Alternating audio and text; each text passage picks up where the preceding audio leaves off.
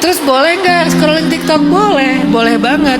Cuman jangan dijadikan sebagai syarat. Kalau nggak scrolling TikTok rasanya belum me time. Kalau nggak scrolling TikTok rasanya belum istirahat. Jangan jadikan syarat. Itu hanya hiburan, bukan me time, hiburan. Kalau ada waktu ya kita scrolling. Nggak waktu di scrolling sama yang lain, kita nonton misalnya. Pokoknya jangan jadi syarat. Yang syarat me time itu adalah benar-benar buat kita rehat. Dan itu bisa diisi dengan kayaknya kalau Tehani Tehana ya Tehana pulang terus Tehana pakai mukena, suami nggak bakal apa tadi istilahnya, kuku lutus. Kayaknya dia nggak bakal kuku lutus deh.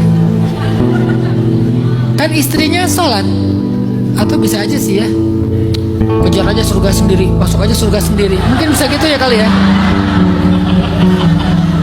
Karena ini saya kasih tahu rahasia laki-laki ya, Tehana ya. Laki-laki itu manja, apalagi setelah menikah. Tapi manjanya dia menunjukkan bahwa dia mencintaimu. Kalau dia masih manja, dia masih normal. Kalau dia masih manja, dia masih sehat hubungannya. Kalau dia masih manja, dia masih bergantung sama kamu. Dan itu indikasi yang bagus. Manjain aja dia selama gak berlebih. Kan laki-laki itu anak pertama. Laki-laki itu anak pertama. Suami itu anak pertama. Anak sulung anak kedua. Suami anak pertama. Itu rata-rata suami kayak gitu.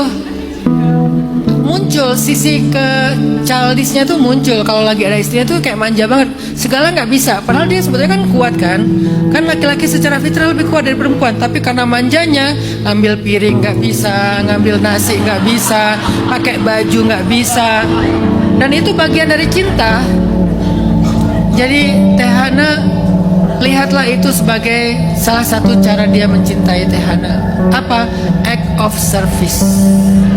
Love language-nya suami. Mungkin love language suaminya Tehana itu emang act of service. Nanti ada suami lain love language-nya quality time.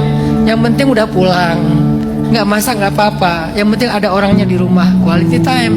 Ada yang word of affirmation, yang penting dia dihargai dengan kata-kata makasih ya, kamu hebat, kamu pejuang, kamu apa, udah cukup buat dia. Ada yang bentuknya gift, setiap pulang kasih hadiah apa, senang. Artinya kan mungkin kita harus mengenal pasangan kita tuh love language-nya apa. Menurut saya love language suaminya Tehana itu act of service. Tapi capek itu Ustaz, masa pulang-pulang. Nah, belajar lagi dari Sayyidah Fatimah. Ternyata capeknya istri mengurus keluarga adalah jihadnya seorang perempuan. Kalau laki-laki nggak dapat pahala itu. Dia baru dapat pahala jihad kalau benar-benar berperang untuk membela negara, membela agama, baru dapat pahala jihad. Sedangkan kalau ngurus keluarga, dia cuma dapat pahala ibadah, nggak setinggi pahala jihad. Sedangkan perempuan ngurus keluarga, pahalanya bukan ibadah, jihad loh. Dulu di zaman Nabi, setiap yang masuk Islam itu dibaiat. Tapi baiat laki-laki dengan perempuan beda. Laki-laki dibaiat untuk dua hal. Pertama syahadat, kedua membela Rasul atau jihad. Itu baiatnya laki-laki. Kalau perempuan cukup syahadat saja. Jadi dulu perempuan gak dibaiat untuk berjihad, untuk membela Islam, untuk berperang melawan musuh-musuh, nggak ada baiat itu. Perempuan cukup syahadat, udah diterima Islamnya. Lalu ketika dia mengurus keluarganya, maka itu adalah pahala jihadnya perempuan. Kalau laki-laki, kalau dia belum membela agama, seperti para sahabat dulu berjihad untuk membela negara, membela agama, maka ditolak Islamnya, dianggap munafik. Laki-laki syahadat tapi nggak mau berjihad, munafik di zaman Nabi. Saking mulianya mengurus keluarga, maka ketika Sayyidah Fatimah mengeluh, dan itu wajar banget mengeluh, sama kayak Tehana ngeluh wajar banget, namanya orang capek kan. Tapi Nabi bukan malah meringankan tugas Fatimah, tapi malah menguatkan mental untuk tetap menjalankan tugas itu. Harusnya kalau Nabi tahu ini capek banget, Nabi akan bilang, ya udah ambil aja 1 atau 2 volunteer di Masjid Nabawi jadi pembantu kamu Fatimah, silakan biar meringankan kamu. Enggak, kenapa? Karena Nabi tahu ini adalah jihadnya perempuan. Kalau Fatimah meninggalkan itu sayang, karena pahalanya gede banget. Tapi untuk menguatkan Fatimah, Nabi ngasih sebuah konsep me time, yaitu sholat 2 rakaat sebelum tidur, baca wirid yang tadi. Maka kemudian Sayyidah Fatimah menerima ijazah tersebut dari Rasulullah dan langsung diamalkan malam itu juga. Sejak saat itu Sayyidah Fatimah tidak pernah lagi mengeluh tentang rumahnya, tentang tugasnya. Semoga apa yang dilakukan Sayyidah Fatimah bisa diamalkan juga sama Teh Hana dan teman-teman sekalian, sehingga kalian nanti akan dibangkitkan bersama Bunda Fatimah. Nanti mungkin Teh Hana pas bangkit di padang mahsyar ngeliat, loh kok ada Fatimah, kok saya satu grup sama Sayyidah Fatimah, semulia apa saya, kan saya bukan seorang anak Nabi, anak kiai, anak ustadz, kok saya jadi satu grup sama Bunda Fatimah. Ternyata kelebihan Teh Hana adalah sabar mengurus keluarga.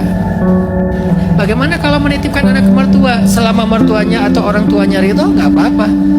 Saya nggak setuju kalau dibilang menitipkan anak kepada orang tua atau mertua itu dosa. Kata siapa dosa?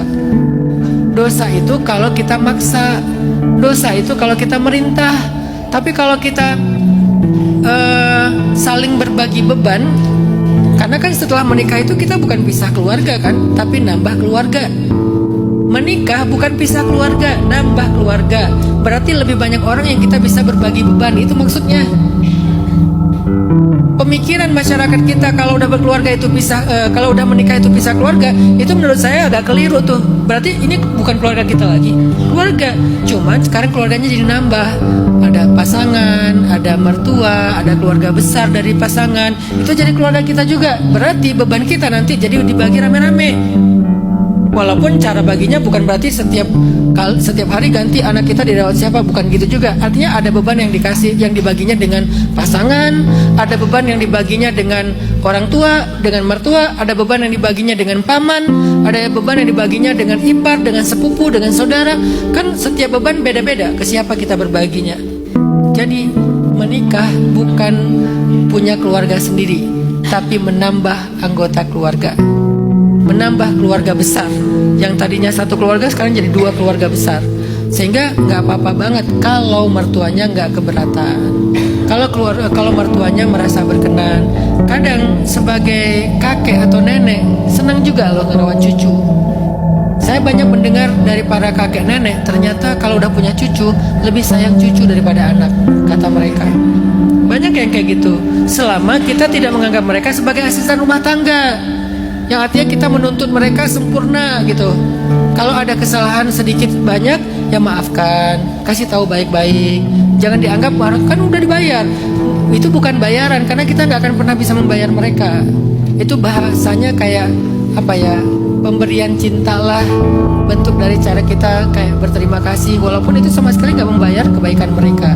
Nah itu nggak apa-apa banget, selama sama-sama ridho. Allahu a'lam.